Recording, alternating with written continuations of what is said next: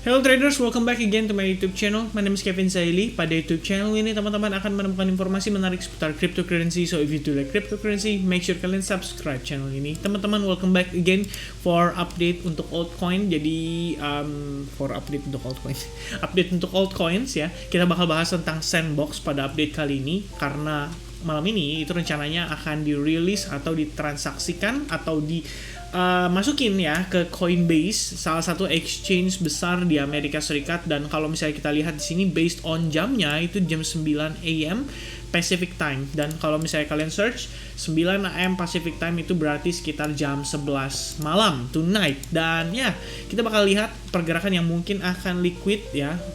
Dalam arti bukan liquid gimana ya teman-teman, lebih tepatnya sangat aktif atau fluktuatif. Dan ya, kita coba lihat dulu bagaimana kondisi price action pada Sandbox. Nah, sebelum kita masuk lebih lengkap, saya pengen sharing dulu sama teman-teman sekalian. Hari ini saya ada sempat nge-share informasi yang menurut saya cukup baik ya, cukup bagus, bisa membantu buat teman-teman belajar lebih dalam tentang risk management ya. Kalau kalian mau, kalian bisa mampir ke Telegram ya, Telegram yang ada di pokoknya grup Telegram saya. Dan untuk linknya kalian bisa akses itu di sini teman-teman ya, di kolom deskripsi. Jadi kalau nanti kalian setelah nonton kalian pengen gabung, free banget ya. Kalian bisa dapetin banyak informasi di sini. Hopefully saya bisa provide banyak informasi ya, baik itu dari segi technical analysis or informasi-informasi yang menarik. Ya, pokoknya seperti itu. Kalian bisa akses di link yang ada di kolom deskripsi. Make sure yang itu aja, karena kalau misalnya yang lain takutnya itu riskan terhadap scammers ya. Ada beberapa grup yang ngikutin banget pakai logonya saya, namanya juga grup saya gitu. Jadi ya harap berhati-hati ya. Oke, nah sekarang pada update Sandbox, kita akan coba analisa based on time frame besar dulu. Pertama kita start dari time frame weekly. Jadi sebetulnya kalau kita ngelihat pergerakan si Sandbox ini, kalau kita lihat based on time frame weekly, ini sebenarnya dia sudah memenuhi 5 wave impulsive move ya, yang cenderung bullish.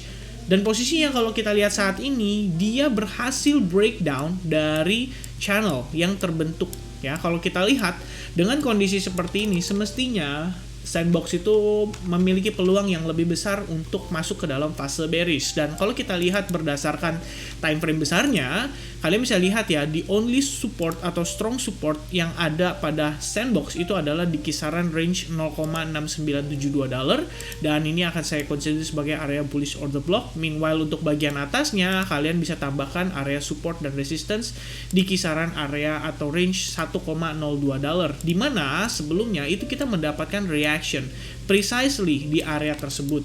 Dan kalau misalkan kita tambahkan lagi Fibonacci retracement berdasarkan keseluruhan penguatan ini, tebak, area ini merupakan area confluence of support antara Fibo 38,2% dengan area bullish order blocknya, atau kita bisa bilang istilahnya seperti strong support atau demand zone-nya. Dan ya, sekitar $0,6 itu menjadi potensi bottom untuk Sandbox sementara waktu ini. Kita belum bilang ini untuk seterusnya ya, karena balik lagi kita mesti ngeliat juga gimana nanti reaksinya pada saat di Fibo 38,2%. Apakah dia di situ akan bertahan, apakah di situ dia akan menembus secara langsung, atau dia langsung rebound signifikan dengan membentuk semacam pattern-pattern yang menarik yang bisa kita consider sebagai bullish reversal pattern. Jadi pada dasarnya wajib kita tunggu reaksi dulu guys, karena kita ini kan istilahnya hanyalah retail traders. Kita tidak bisa mengubah arah market. Yang bisa itu adalah para whales atau orang dengan kapasitas uang yang besar, which means ya kita harus ngikutin dia dan coba melihat bagaimana reaksinya di area-area yang memiliki potensi area support yang begitu kuat. Dan kalau misalnya kita lihat saat ini posisi pergerakan Sandbox berdasarkan time frame daily, kita udah breach dari dua area support penting ya pada pergerakan sebelumnya, dan itu di kisaran range antara $2,5 dan $2, plus kalau kalian perhatikan sama halnya seperti yang di time frame weekly tadi, kita break dari channelnya. Jadi kalau misalkan menilai dari pergerakan kita saat ini, terus terang kita ngelihat untuk posisi Sandbox itu lebih ke arah bearish ya, karena kita bisa lihat juga dia constantly create yang namanya lower high, lower low sequence ya, sampai dengan kondisi saat ini.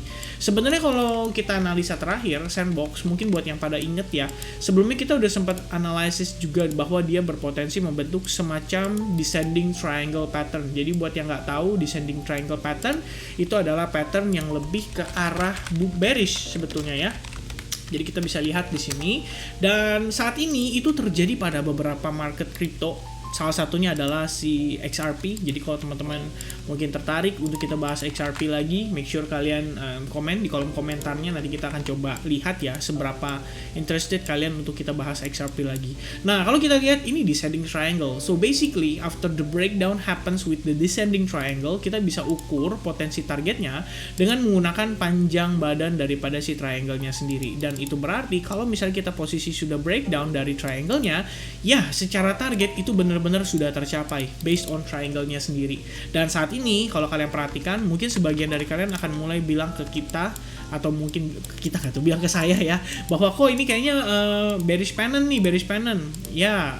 Kita bisa consider ini sebagai bearish pennant, tapi bisa juga ya di satu sisi kita melihat ini juga sebagai ascending triangle. Jadi sebenarnya kalau kita pribadi menilai ya balik lagi ini tergantung perspektif. Cuman kalau saya menambahkan indikator exponential moving average 21, itu clearly kita mendapatkan rejection pada pergerakan hari ini. Jadi begitu dia open tadi sempat naik begitu tinggi, begitu signifikan, tapi di area yang sama atau di kisaran $1,5 kita mendapatkan rejection yang begitu signifikan. Artinya ada pressure sellers dari sana, dan ini bisa saja menyebabkan Sandbox drop lebih jauh lagi. Jadi even though kita nilai ini berbentuk semacam ascending triangle, tetap ya kalau misalkan dia breakdown dari bagian supportnya, kita bakal turun anyway. Dan potential area yang akan direvisit adalah $1,02, karena memang di area tersebut terdapat semacam resistance dari pergerakan sebelumnya yang saat ini tentu saja di flip menjadi sebuah support.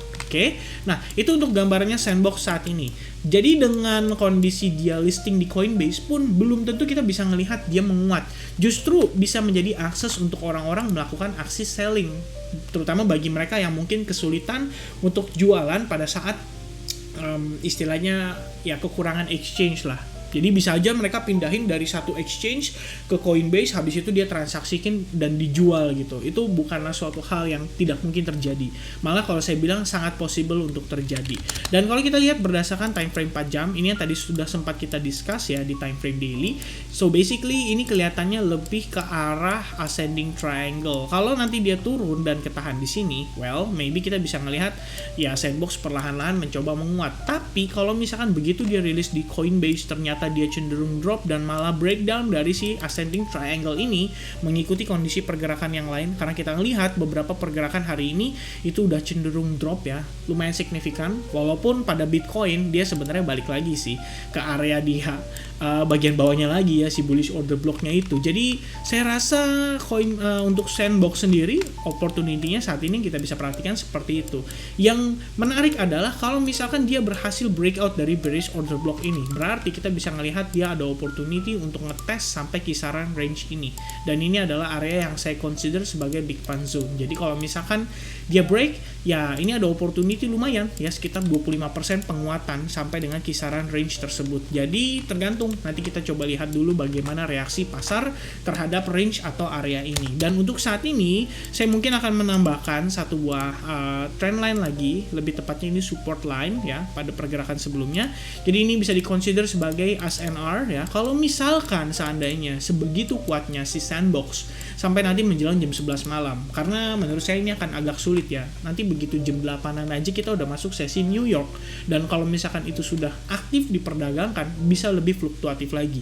Kalau misalnya ternyata di sepanjang sesi New York Sandbox berhasil bertahan di atas SNR ini aja, wah mungkin di jam 11 nanti ada opportunity kita bisa lihat dia rebound.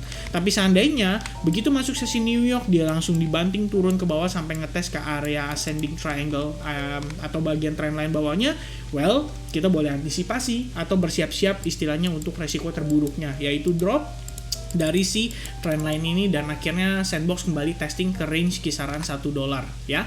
Kira-kira seperti itu untuk update seputaran Sandbox. Hopefully informasi ini bisa membantu bagi teman-teman sekalian. Sekiranya kalian suka, make sure kalian like video ini, dan jangan lupa juga untuk subscribe channel ini untuk informasi lebih banyak lagi seputar cryptocurrency. Sampai ketemu lagi di update Bitcoin nanti malam. Thank you everyone for watching. God bless everyone. Have a nice day. Cheers and bye-bye.